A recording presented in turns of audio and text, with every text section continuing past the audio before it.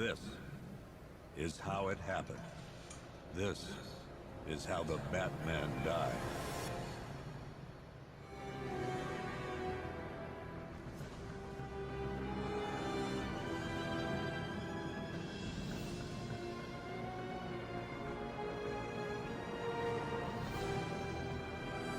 You still know how to make an entrance. How's the evacuation going? Last bus crossed the city limits an hour ago. I'm just glad my little girl got out when she did. Now the real work begins. Any lead on Scarecrow? We were tracking an unknown military vehicle speeding through Chinatown. It's the only lead we've had all night, but they gave us the slip. With the evacuation, I just don't have the manpower left in the city. If you find it, tell your men not to engage. I'll deal with it. Do you really think Scarecrow's crazy enough to detonate a chemical weapon in Gotham? I won't let that happen, Jim. In case you need to reach me, it's going to be a long night. All units, we've got a 1033 in Sector 2. Missing patrol car. Unit 247. Suspected officer down. Hey, Batman. Every damn time.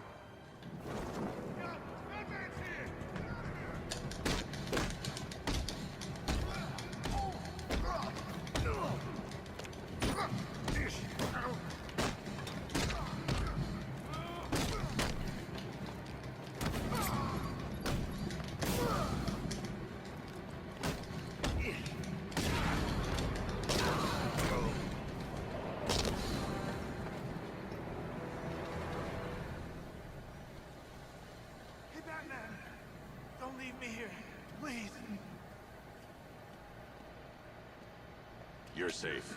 Thanks, Batman. I thought they were gonna kill me.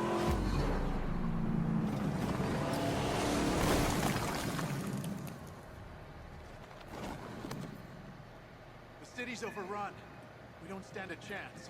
Stay here. I'll send someone to pick you up. What are you doing? Evening the odds.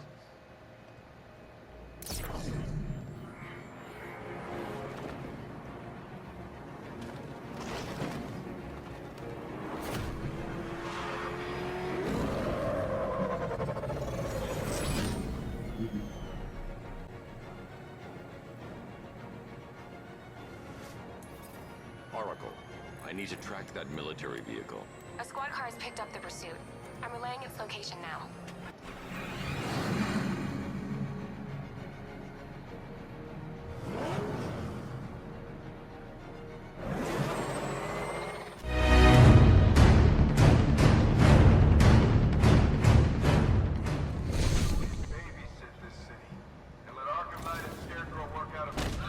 With Batman Arkham Knight, let's start with the gameplay and the combat.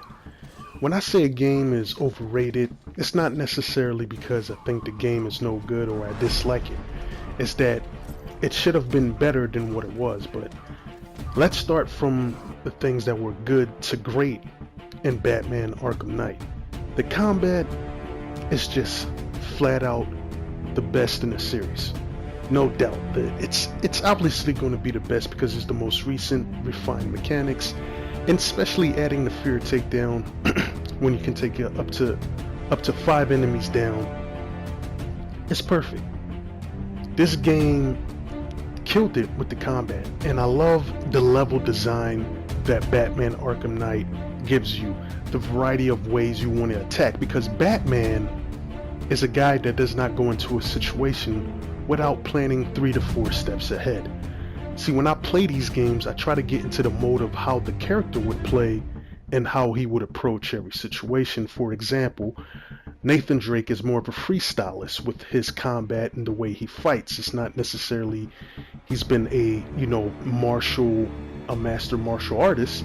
He's just a guy that adapts to the situation and just fights. Almost an action sequence, blockbuster summer movie type cinematic feel that you see when Nathan Drake fights. But Batman is not a guy who fights like that. Batman is a guy who assesses the situations, his surroundings, seeing where are the escapabilities if he gets into trouble and how can he get out of it, and using the environment to his advantage as a weapon to defeat his enemies, and that's what I love about the level design and the interactive, items around that you can use to hurt your enemies. This is one of my favorite parts in the game, the way you can swing down, take down an enemy quietly, because I like to, take them out stealthily as much as possible and as I can. And if things go awry, I can go into hiding, reset my tactics and how I'm going to take them down. This is brilliant combat design, the best out of the series. Really good. And just a nod to Arkham Origins, which is a shame that it's not remastered because it should be. It's part of the whole Batman franchise as I see it. But WB doesn't, well, not WB, Rocksteady doesn't want to acknowledge it as is part of the franchise. But this game does the combat superbly well, and it just refines that, mechanic.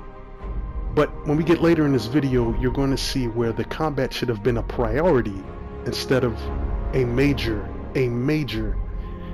downfall for the game because it was overused, as we're going to get later into this video. Batman Arkham Knight.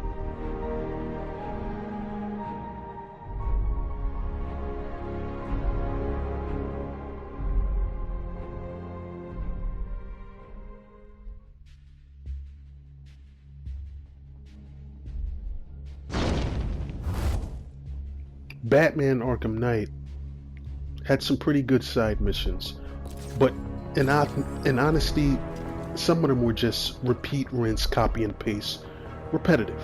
Now, Occupy Gotham is somewhat repetitive, but it's fun because you still get to be tactical in how you attack and how you want to approach the situation, because you're trying to take the advantage points, the checkpoints away from the Arkham Knight's army. Makes sense within the story of the game. So I have no problem with it. And missions like the Penguin mission, when you're working with Nightwing, I thought that was the best side mission in the game because it makes sense within the story. See, I understand at a certain point that when you collect all the Riddler trophies, it reveals tapes and showing you why it happened, but to get 243 trophies is just an absurd amount and just tedious and boring. But the Man-Bat just doesn't make a whole... I understand it makes sense within what they're trying to do with the side mission, but it's just poorly executed. I understand the intent. Poorly executed. You jump on him 3 times, and by the 3rd time you fully inject him with the vaccine, and he just turns back into Dr. Langstrom. Just boring. That had no appeal to it. No fight. Like, I like the side mission with Two-Face. Very good. Very well executed. But the bane of all existence for the side missions, and the one I can't stand, is the Riddler. 243 trophies just for nothing, in my opinion. It just doesn't really add much. I mean, Batman is the greatest detective in the DC, right? So what sense does it make for him to go through these trials just to get trophies, just to play Riddler's game? I mean, is it going to make Batman any less smarter? I understand that Riddler is a psychopathic, lunatic, narcissistic asshole that sees himself above everybody else of his, intellect. But this really had no intellect because this was just mindless padding to make the game last longer, in my opinion. Because in the end, this what got me so annoyed with the Riddler. The Riddler had too much focus on it for a boss battle for a person that does not do hand-to-hand combat. He uses a stupid, dumbass robot. Typical garbage boss battle right here. That amounted to nothing. I needed to get 243 trophies just for this idiotic, senseless boss fight. This man does not do hand-to-hand combat. It would have been much better with a guy like Deathstroke instead of playing Metal Gear Solid with tanks against a guy who's skilled in hand-to-hand combat. This is where the game fell completely flat for me.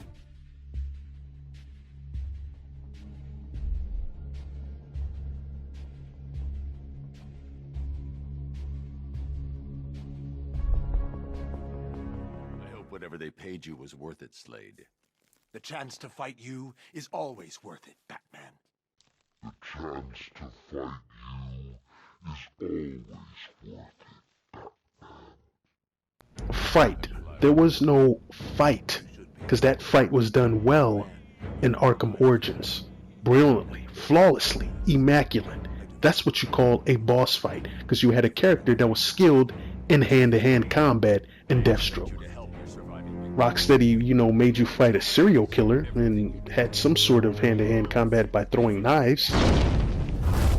But for some reason, the guy who's skilled in hand-to-hand combat, who's a mercenary, the story of Deathstroke, is going to put all his hopes and dreams of killing Batman in a tank.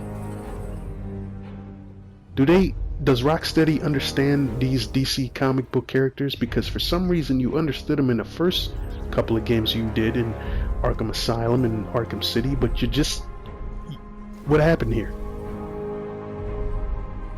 This is boring. You force feed the Batmobile like it was the greatest thing. And if you're a DC fan, a Batman fan, a fan, a comic book fan who loves Deathstroke in DC, this is going to annoy you. Heavily armored, he regenerates quickly, and I keep saying it, skilled in hand-to-hand combat. One of the few guys that can go at it with Batman.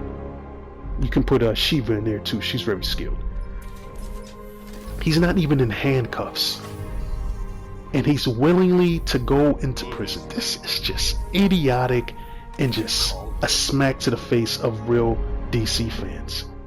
You took the story from under the Red Hood, and you didn't even do a good job of disguising Jason Todd. You gave it away in the Pasadena studios when you were going after the 3 victims that had the Joker virus. Rocksteady basically made this second boss fight with the Arkham Knight Metal Gear Solid with tanks. That's all it was. Metal Gear Solid with tanks. This is not exciting with a tank compared to the way it's exciting with a Metal Gear, because you're with a human and you have a better chance of hiding behind objects instead of a freaking tank hiding behind buildings and curves and bridges. Whoever designed this clearly was just hooked on this idiotic concept. This was utter boring. You took the storyline and you turned it into idiocy with a tank that in the movie they fought hand to hand towards the end.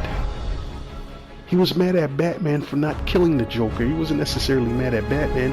I'm fine with the different adaptations for him being mad at Batman. That works.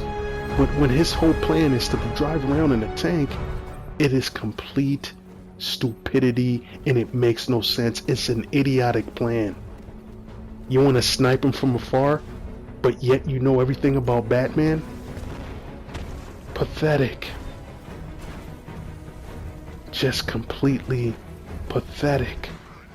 All these years, all your enemies. None of them understands you like I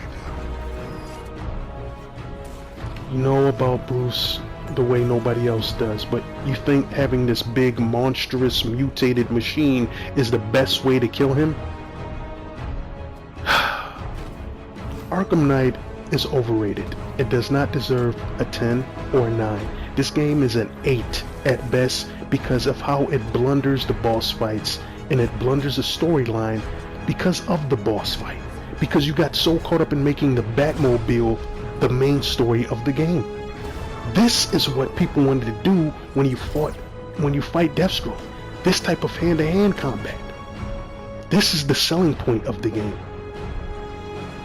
You botched the storyline that was served on a silver platter because you got hung up on a vehicle. You wanted to make the vehicle the most important thing. You should have put the slogan, "Become the Batmobile." because you made Batman rely on something. He relies on skill. He thinks 3 steps ahead. That is Batman. This game is overrated, and I hope that you see how overrated it is.